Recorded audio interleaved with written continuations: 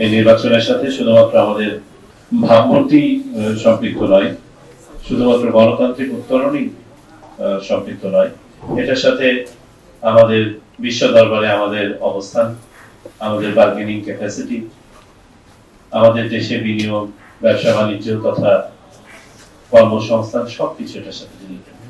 কোনো অবস্থাতেই কোন দল বা প্রার্থীর প্রতি কোন ধরনের পক্ষপাতিত্ব বা কোন ধরনের বিরাগ দেখানোর কোন সুযোগ নাই।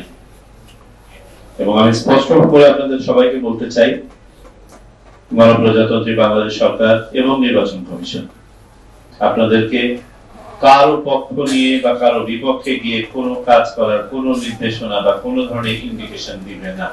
এখানে যদি কেউ কোনো জায়গায় বাংলাদেশের নিরপেক্ষতা হারিয়ে তার ব্যক্তিগত ইচ্ছা অনিচ্ছার কারণে, পছন্দ অপছন্দের কারণে পক্ষপাত দুষ্ট হয়ে কোনো আচরণ করে, সেটা দায় দায়িত্ব তাকে নিতে হবে। হারানো অস্ত্র উদ্ধারের ব্যাপারে বিশেষ ভূমিকা পালন করতে হবে। যেটা বললাম যে অবৈধ অস্ত্র এবং হারানো অস্ত্র, আমাদের প্রায় 4 শতাধিক পিস্তল এখনো পর্যন্ত হারানো আছে। এটা একটা আমাদের দুশ্চিন্তার কারণ। তো আবার স্বস্তিরও কারণ আছে, আজ পর্যন্ত প্রায় 5 শতাধিক অস্ত্র উদ্ধার হয়েছে। এই গত 12 ডিসেম্বর থেকে শুরু করে 13 ডিসেম্বর থেকে শুরু করে আজ পর্যন্ত বেবেল্যান্ড 2 শুরু হওয়ার পরে বিভিন্ন ধরনের অস্ত্র। সো আমাদেরকে এই উদ্ধার অভিযানটাকে জোরদার করতে হবে যৌথ বাহিনী অপারেশনের মাধ্যমে।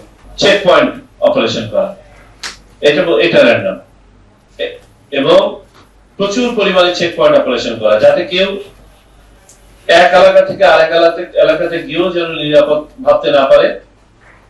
অবৈধ অস্ত্রের পরিবহন যেন আমরা ঠেকাতে পারি।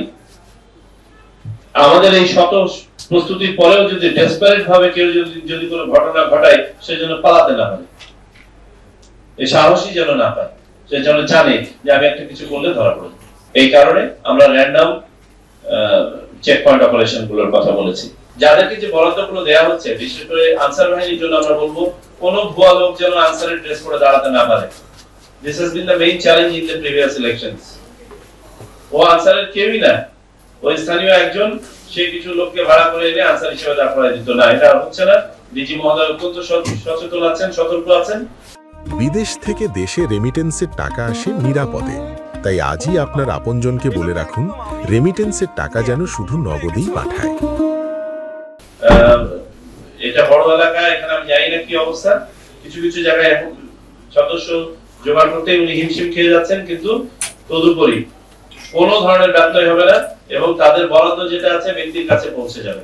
এবারে আচরণবিধি প্রতিপালনে রাজনৈতিক দল এবং প্রার্থীগণ অধিকতর সচেতন এবং সচেষ্ট বলেই আমাদের কাছে মনে হয়েছে।